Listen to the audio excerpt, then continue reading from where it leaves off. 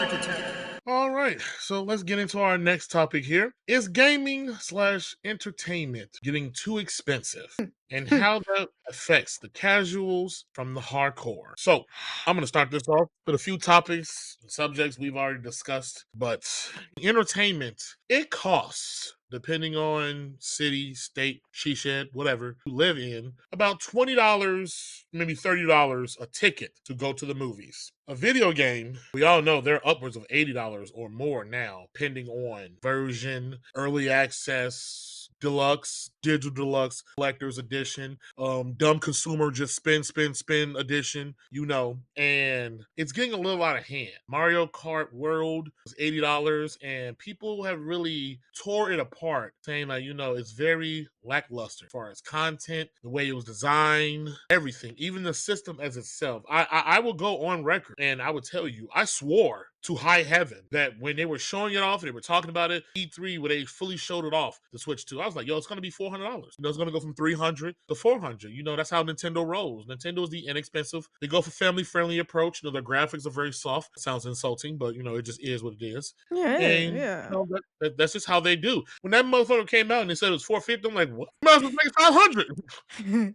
The accessories, Joy-Con 2s are $90 for the pair. That's Everything ridiculous. it's expensive. PlayStation raised their console prices. Xbox raised their console prices twice. Nintendo chose to raise the prices on the original Switch and accessories rather than raise the price on the Switch 2, which I It ain't was gonna lie. already They, overpriced. they, they should have just raised the price on the Switch 2, because you want someone to pay $400 for a Switch OLED, but the Switch 2 is just $50 more. And they have went on the record saying and showing every Switch 1 game does not necessarily run perfectly or will run on Switch 2, except, That of course, their first party that's game. insane. That's Oh, insane. yes. What the There fuck was do a you whole mean? chart, a whole breakdown that every Switch 1 cartridge does not necessarily may work and or fully run on the Switch 2. There was a whole breakdown of it. Now, of course, their games will run and work, first party stuff, but any and everything else, it is not guaranteed. And they were saying they were going to keep running tests and doing this and that. Now, I know Nintendo fans, you're going to come at me. You're always barking and ragging on Nintendo, Infamous. Why are you doing this, etc. From PS4 to PS5, all PS4 games didn't work on PS5. And you know what? You're absolutely correct. You're 100% absolutely correct. Sony came out and stated that there were 10 games from PS4 to PS5 that did not work. And if I remember correctly, I could be wrong, they gave reasonings and examples why, whether it was extra hardware, the way the game was designed, whatever the case is. It was only 10. And I believe the 10 were games that no one really gave two shits about. It wasn't nothing serious like a Call of Duty, a Grand Theft Auto, an Uncharted game. It wasn't nothing serious. It was some weird shit, and when the list came out and it was $10, no one said anything. No one was like, oh, that's unacceptable. No one was bitching. None of that. Everybody was just like, oh, okay, well, that's understandable. The Switch 1, the Switch 2, it's cartridges. And as far as I know, they're the same fucking cartridges. They just changed the color and increased the capacity. They're the same fucking thing. This goes into what they were talking about before the system came out. That the reason of this is Nintendo went cheap from Switch 1 to Switch 2, but wanted more money. That Switch 2 emulates Switch 1 games. It is not native hardware inside of it, which is why, hence, every game does not work and or run well. So that's one issue. But my core breakdown of this topic is the ramifications this expensive trend that gaming and entertainment is going on. I'm going to do a quick story time. Before gaming became the mainstay and media giant that it is now, you go back to the 90s, you play video games, you were a nerd. You were a geek, you were an outcast, people made fun of you. Hardcore gamers is what sustained and held the market. I don't know when it shifted. Grand Theft Auto probably had a hand in doing this, but the hardcore market determined and held down gaming and entertainment. Just like moviegoers. You have people who will go out and see a majority next to all movies because that's their thing. That's their bread and butter. They held the market down, and then probably somewhere around maybe 2008 with Iron Man and the MCU starting up, everyone was going to go see movies, because they were every fucking where. The hardcore market, we introduced the casuals to the great shit. And now everything getting so expensive. You can count on your hardcore market to an extent. Even Microsoft, I'm going to keep doing this to you. Even Xbox, whatever their next console is, the hardcore Xbox enthusiasts and fans, same with PlayStation and to some extent Nintendo. We'll get to that later, another time. The casuals are not that dedicated. Casuals go to what's hot, what's relevant, but also what they can. It's a reason why they're casual. Their attention span is smaller. Their grasp is shorter. If everything is so expensive and they have other options, which they do, you don't have to buy PS5. You can go buy a PS4, and that has thousands of games for you to go play. You can buy a PS4 Pro for maybe like what $200, and then walk into any disc replay, GameStop, eBay Marketplace, Macari, or whoever, and grab you. You take $200 and probably get like maybe 50 games, if not more, depending on the game, how old it is, the condition, loose, complete in box, whatever the case may be. Pricing constantly going up, and you don't have the mass of the casuals to feed into this. A collapse is going to happen. As my co-host stated, that R word is going to happen. You're going to make it to where you're going to out the casuals, and if the money don't come in, the creativity and the drive to push for new and more, that goes down because gaming has become too big to just be supported by the hardcore. Same with movies. Your casuals not going to movie theaters like that. Why? When in 3 to 5 weeks, this movie that you want me to pay $20 for a ticket, overpriced drinks, and shitty snack bar food that's overpriced as well, I can wait 3 to 5 weeks and watch it at home for the same price I'm paying the subscription for and be comfort, order a pizza, smoke a cigar, and relax. And it's going to be bad. There's no way in hell the accessories for the Switch 2 or any of the Nintendo's recent endeavors, the Mario Galaxy bundle, there's no reason in hell that should be $70. There's no reason that console should be $800. The regular being $650 or whatever the hell it is. There's no reason. Sony, you already revisioned the PS5 and made it smaller, reducing the cost of materials. So why did that need to go up? And then you got rid of the big bulky one. So how did that price go up? The greed is killing entertainment. And it's going to have a long ramifications on it, because if you don't have some sensibility, some stability in the casual market, what is there for the hardcore to feed and promote? Because then even eventually the hardcore will, I'm going to go buy me a 360 and play these nice old school games that I missed out on. And that's about 260 is what? Maybe $80, depending on the model, maybe $100 on the version. Their games, if it ain't something obscure or a licensed product, which drives the scalpers to drive the cost up on it, prices are next to nothing. We're already seeing it. There was an article that was saying, I don't know, forgive me, I don't keep up with this shit. Whatever current generation it is now of young people, the 2 generations past millennial, the alphas or betas, I don't know what the hell they're called, but they're saying that they're spending less money, and they're either going to old ones or they're just like, you know what, fuck this. They're spending less money because you're pricing them out. This is too expensive. Hell, most of them can't afford games at all because hell, most of them are in a bad job market, but they ain't getting hired to make money. They say millennials, they make up 34 to 60 some percent of the market share of entertainment right now because we are the breadwinners. Slippery, devastating slope that is and will continue to happen unless they get their shit. I'm gonna kick it to my co-host Trice. What are your Yeah, so this kind of really ties back for my statement about the game companies selling and projection of the gaming industry for the next 10 years. I think obviously they're gearing up for something, and they have a very dark outlook on their financial ability to make more and more money each year. But let me just recap everything. Gaming costs in 2025, it's the most expensive it's ever been in gaming history. Xbox has an $800 console. PS5 had a mid-gen price hike in most markets, if not all around the world. Nintendo feels comfortable charging $70 for first party titles, Pokemon and Mario Galaxy bundle, breaking the old standard of $60. And then games themselves, AAA titles, they think they can have $70 as a baseline, and that quickly goes over $100 for the deluxe edition. They feel like they have that right. And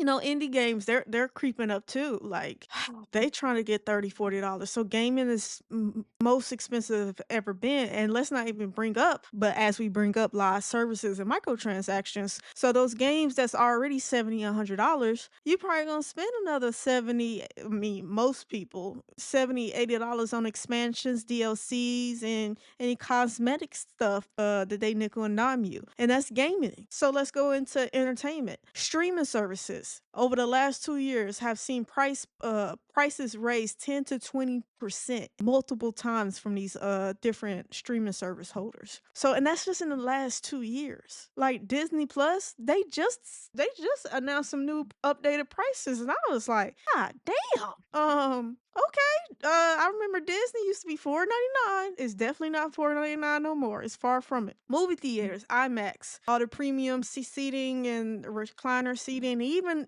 ones without those seatings. Tickets prices are pushing $20 to $25 a person. Then you add popcorn, drinks, and all the other shit. It's almost $100, 60 to 70 to $100, depending on how many go see the movie, just to watch a movie. Subscription stacks, like, the gaming got their own subscription. Then you got the Disney Plus and all that other stuff. Like, it's exceeding cable prices. Over $100 for if you want most of these things. And then you gotta add Game Pass, PlayStation Plus, Nintendo Switch Online, and then whatever else you got going on. Like, it's the most expensive this stuff has ever been. And like you said, it is pricing the two lower generations out of the market. They can't afford it. The unemployment rate, at least in the United States, there's more unemployed people than there are jobs listings. Like, that is a real thing. Not only is people not working or have the ability for job income, you're gonna then tell them, hey, spend $100 here, spend $100 there, spend $1,000 for a handheld. That don't go together. Just the economics of that doesn't go together. I think this goes back to my point of saying this is why a lot of these big game companies are selling and they're gearing up so they can at least stay relevant and keep their head above water, because they just know a bubble is going to burst. And you either going to be on the left side or the right side. But either side probably is going to take a financial hit no matter where you go, because it's just inevitable. All the writing is on the wall. They say recessions, they come every 10 to 20 years, and you can look at it, we're long overdue. And then plus all the financial ramifications from COVID and all them lower interest rates, and people are now for getting their loan called because they're not making payments, they're not paying taxes. A lot of stuff is pointing, if you look at the numbers, pointing to a crash. And I'm not saying it's '08 crash. I'm just saying it's due for a reset. All markets do it. Gaming markets do it, and no market is immune to a reset. So gaming costs is just out of hand. Entertainment costs is just getting out of hand, and people are really, really looking at their expenses like, hey, two options. Either I make more money or I spend less money. And how the economy is, as far as the US, I can't say anywhere else in the world. Your ass ain't gonna make more money. They get more and more stingy with raises and things like that. So you can't go with get more money, make more money. Left with was lowers your expenses. That's just basic adulting. That's the only two options you have. And when you start having to pick and choose, like, hey, which subscription is gonna go and which is gonna stay, you're gonna have to get some hard choices. I feel like, listen, the next 3 to 5 years is gonna be very, very interesting. It could be very turbulent, and you just gotta hold on and hope that you can weather the storm. You and your pocketbook can weather the storm, because I do believe the reset is coming. Like I've stated, not to keep saying the same thing and beating a dead horse, but entertainment industry and the gaming industry, they better buckle up, because it's about to be a wrap. If my predictions are to be true, we about to be on a wild ride, and it's gonna last a while. It's not gonna be quick. That's all I got. I want to add to that. You brought up a good point. Not getting more money, the stinginess of corporations and paying. It's funny that you mentioned that, because what they're also doing, there are record layoffs at Oh, these yeah. corporations across the board. But you know what's really fucked up? You got to work 3 times as hard to try to get a Oh, yeah. raise Yeah. or any of this, and they're laying off people left and right, and especially with the AI coming, but they're making record profits. When Microsoft laid off 9,000 people, they have been making record huge swaths of money. And we're not just talking about revenue. So this is after all expenses. The same with Activision Blizzard before they were purchased. These corporations are not our friends. They do not care in the slightest, but they Yeah. are making. But I think that goes back to what I said. If you know hard times are coming, you got two options: make more money or lower your expenses. And like I said, I think these companies are gearing up for a reset. So therefore, they saying, "Hey, we got to lower expenses, get these people out of here. We already put money in AI, so that shit should pay off sooner rather than later, and we can probably have AI do it a third of the money of this guy's salary." And then you do that across the whole corporation, you probably looking at 20, 30,000 jobs that's going to be just X'd out because of AI and because you got to lower expenses because the reset of the market is going to hit. And when it does, both of us is going to need a little savings account to make it through the turbulent years. So I just think that it's all connected. The AI and yeah, so hold on to your britches, baby. That's all I can. Hold on to your britches. Yeah, I wanted to touch on this segment because not everyone is as blessed as we are with careers that allow us to spend and buy and do as we please. I can buy any AAA game or go see any movie as it comes out, and this is not to flex, this is not to brag, that is just my economic living situation. But everyone is not like that. I have played video games since the Game Boy, since I can remember. I have watched movies since Disney VHS tapes Ooh. and probably more before that. Entertainment is my way of coping with this world, and to see people being boxed out because of greed that will play a huge, significant downfall in these corporations and everything. And for whatever reason, people are not understanding. It is us, the consumers, that allow these corporations to make this money. If everyone truly, it's including you, Nintendo fans, if everyone truly banded together and said, hey, this Switch 2, you need to get your shit together. We're not doing this at 450. You would have Hey, seen the they kinda humble. they kinda did it at Oh, for Borderlands 4. Yeah, I told you it takes a lot for gamers to start talking about boycotting, but, oh yeah, they starting to draw a line, slowly but they surely. are. But no, this is the point I was trying to get at. If they would have did this sooner, you will see the humble Nintendo you saw at the 3DS launch that took the system from 250 to 170 because it was not selling. I take that back. That is starting to happen. Amazon, I can't remember if it was a tweet or an announcement that they had that you no longer need to have an invitation, a ticket, or whatever the case is to buy a Nintendo Switch 2 on Amazon app or .com. You can walk into any store right now and buy a Nintendo Switch 2 product. Or I'll give you one good one. You can go into eBay and look at the prices for Switch 2 systems from scalpers. They're selling them at MSRP or maybe $50 more just to cover the cost of eBay taking their percentage of the sale. The Switch 2 ain't selling, baby. It will not. And you are hearing it here on Are You Not Entertained? From Infamous himself. The Switch 2 will not do the numbers of the Switch. It's already It not. will not. No, no. I'm gonna throw it out there because you have the naysayers, you have the Nintendo sycophants who will pay the $50 for the amiibos, do next to anything. I mean, they literally made physical DLC. If this was Sony or Xbox, motherfuckers would protest. I gotta buy a miniature statue to do what in the game? Nintendo made physical DLC. Hell, it's so absurd. GameStop takes amiibos for trade-in. That's how crazy that shit is. But if it was anybody else, there'll be backlash. But if you truly stick to your guns, you can humble Nintendo because it's happened. The 3DS did nowhere fucking near the original Nintendo DS numbers. Hell, the original DS caught up. It is the only system that caught up so close to the PS2. Everyone thinks like, oh well, the corporation, and they did it because of this and higher quality. They make a product. If you don't like it or it don't sit well with you, do not buy it. They're not your friend. They're not your best bro. They're not none of that. I don't understand why consumers don't understand. Like you said, it's happening slowly but surely because Borderlands 4 is indefinitely delayed on the Switch 2. Yes, Borderlands 4 has sold two and a half. It sold 2.5 million copies. Trust and believe me, it could have did better. It could have sold 5 million at the time of and this video. and people It are could have getting done 10, as refunds. big as Borderlands is. It could have done significantly much more. But because they want to be bullshitting, as I stated before, the problems with Borderlands 3, they're still there.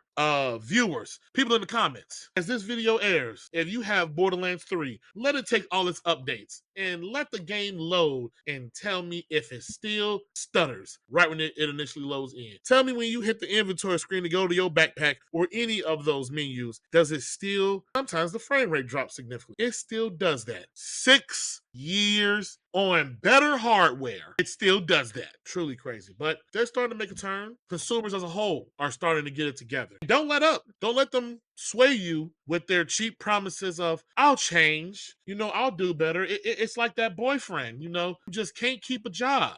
But because he went to one interview, he's like, I'm changing. I'm changing, baby. I want to see results before you come lay back on this couch. You got anything else, Treese? Nah, just buckle up. It's gonna get crazy outside. Soon, Oh listen, yes. and I think we gonna be in a wild ride for a while. Honestly, just looking at the landscape. Oh yeah, it's gonna be something interesting to see. Whether it be as far as the actual games themselves collapse, hardware, let's the subscriptions, something start to show and change. When it does, remember, you heard it here on Are You Not Entertained, baby? Let's keep it Yeah, rolling. yeah, but We're gonna move into oh, go ahead. definitely hit the comments below. Let us know if gaming is still affordable for you and your household, or is it already too expensive and you've kind of had to let the hobby go? Because I'll be very interested in what the comments have to say about this topic. And that's it for this video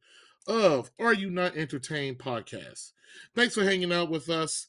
Don't forget to like, comment, subscribe, and hit that bell so you'll never miss our next hot take. Until next time, are you not entertained?